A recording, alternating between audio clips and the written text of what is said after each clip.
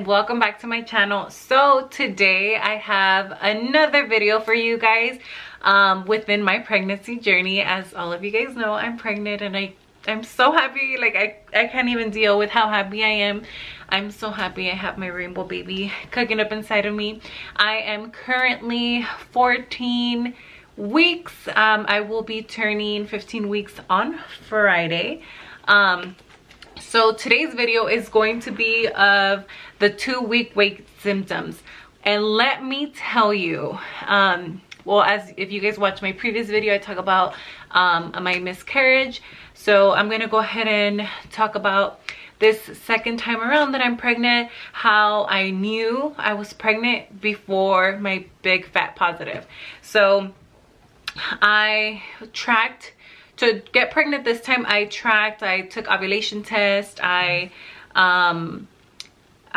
literally kept track of everything on the app Premom. I've used that one specifically for tracking my ovulation and my periods because they were kind of off. And I do have my notes here. I wrote everything down for, I believe, like the first 5 weeks or the first couple of weeks. Yeah. But for those 2-week wait, I went ahead and I actually was very psycho about testing. So I started testing at 4 DPO. But before I started testing, I was feeling kind of sluggish and tired. And I couldn't even tell if it was because pregnancy or because I had just gotten, I had just finished with having COVID. If I was still sluggish because of that. And I was feeling like a not a cramp, but like a pulse in my uterus. Like, I don't know, like a twinge, like to specifically this time around it was on my right side. I remember the first time I felt like the twinge on my left side of my pubic area, or yeah, my pelvis area. So that's where I was feeling like a little twinge, and I was like, okay, this is like last time. So but it was like very early. I'm telling you guys, it was like 4 DPO, but like I already felt it. Like I knew it. Like I just felt so weird. But that did cause me to go really crazy, hella crazy with testing really early on. So the first day, 4 DPO, I was, like I said, cramping, twinging on my left side. And then it transitioned into my right side. Then I was having headaches. Oh my goodness. Headaches were crazy. Like I would get headaches once a month when I was gonna get my period, but this headache was like migraine intense. I would get like annoying headaches. And then I remember the weekend before I found out I was pregnant, I had the most major migraine like ever. And we were actually working on this DIY, and poor Peter, I let him do it all on his own because I just could not. I had to either be sleeping or like with my eyes closed. Like it was a horrible migraine. So that was like interesting. I hadn't experienced that the first time around. So then I also had lower back pain, but it was like very like I don't know, like just very slight. And then I was emotional over everything. Like emotional as in like I'm watching a TikTok and I want to cry, but like I'm able to hold it back. Like I'm not gonna sit there and cry, but I felt like I wanted to.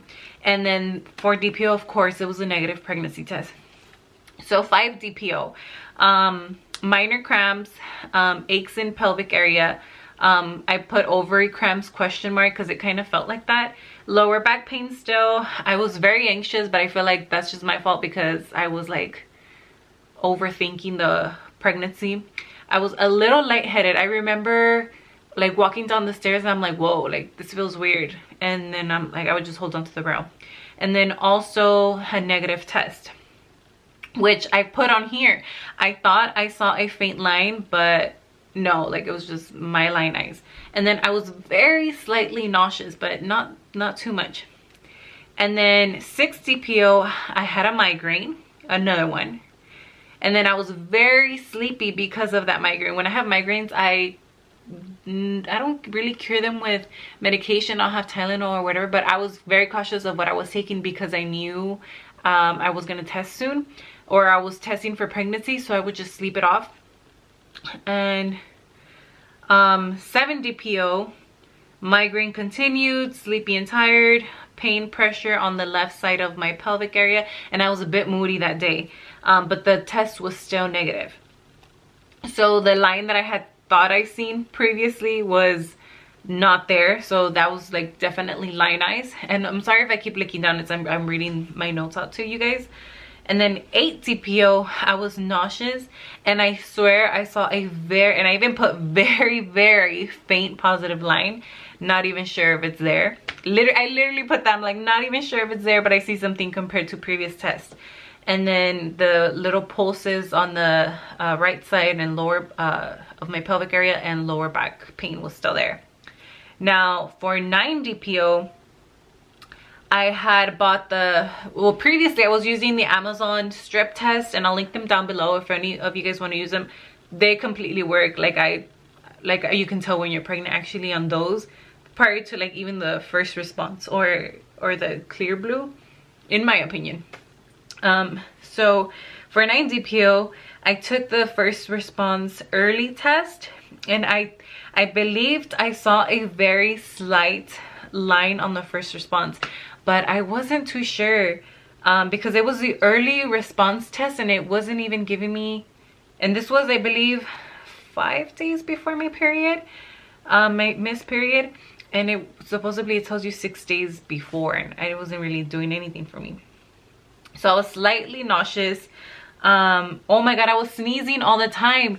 That was one of the symptoms I had the first time around. I was very like my nose was very constipated. I was sneezing, and I was like, I'm not sick, and it's not allergies, which was so weird. But I had this on 9 DPO, and then lower back pain, which was not too bad, and I was really hungry in the morning, which I do not eat in the morning. The most I'll have is like a tea or a coffee, if that, but I was only having tea.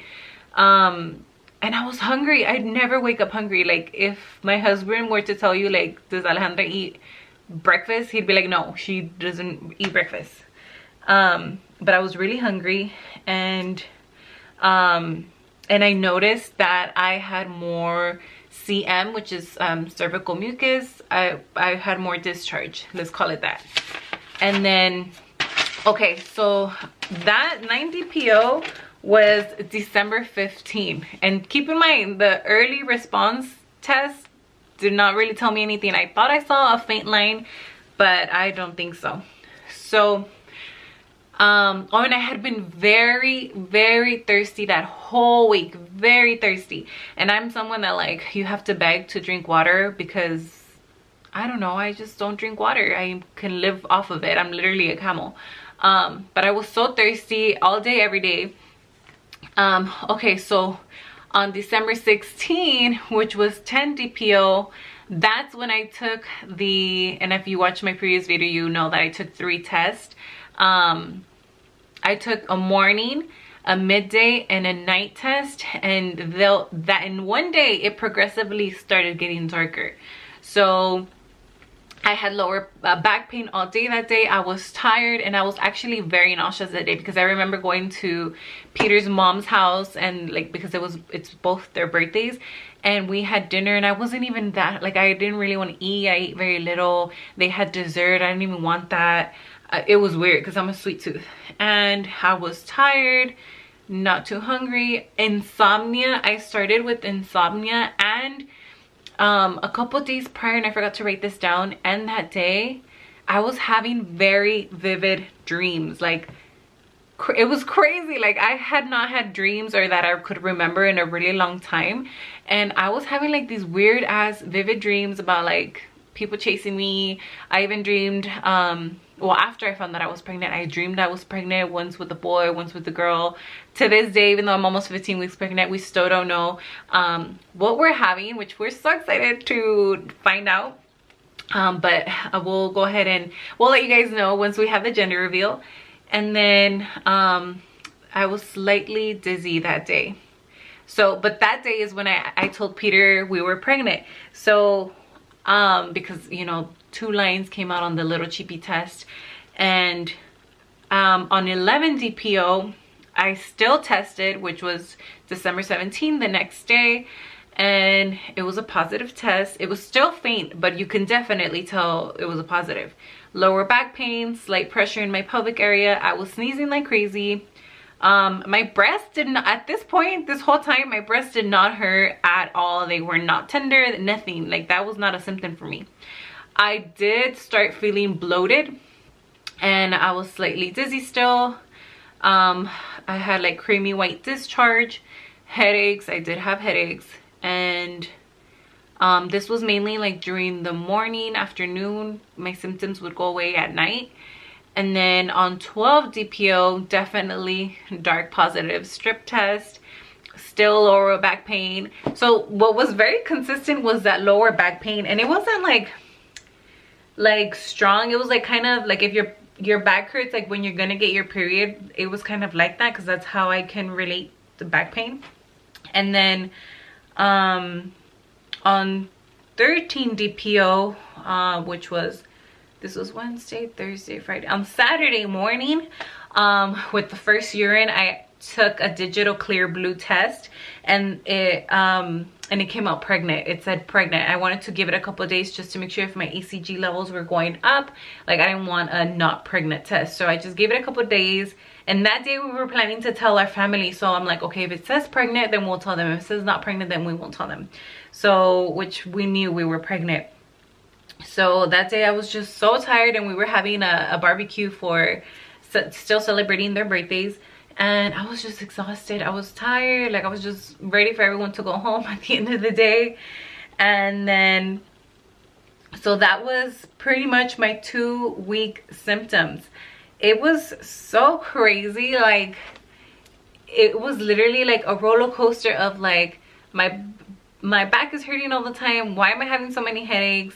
And I was so confused at the fact that my pelvic area, like, I felt pulses, specifically leaning to one side mainly.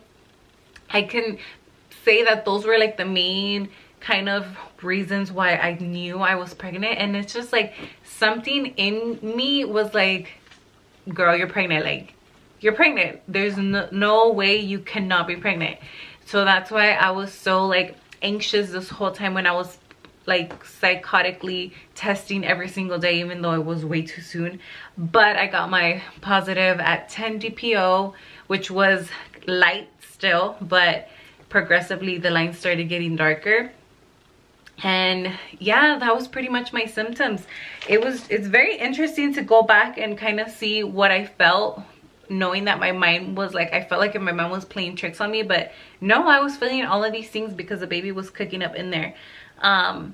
But yeah, definitely I will go ahead and do a first trimester recap now that I am hitting, well, technically I'm already in my second trimester, my first weekend. So I'll go ahead and do a first trimester recap of what were the items that I definitely needed to survive this first trimester. You will not want to miss that video. But if you have any questions or comments, leave them down below. If any of these symptoms relate to you when you were in your 2-week wait symptom, let me know. Or if you had any different symptoms, let me know. Every pregnancy is completely different. Even if on my second child, if I decide to have one, I can have completely different symptoms. But yeah, that's it for today. Thank you guys so much for watching. Do not forget to like and subscribe, and leave your comment down below. Really appreciate it. And don't forget to follow me on Styles by Misale on Instagram. I will be active on there with my weekly, hopefully weekly pictures if I don't get tired. But love you bonitas, and take care. Bye.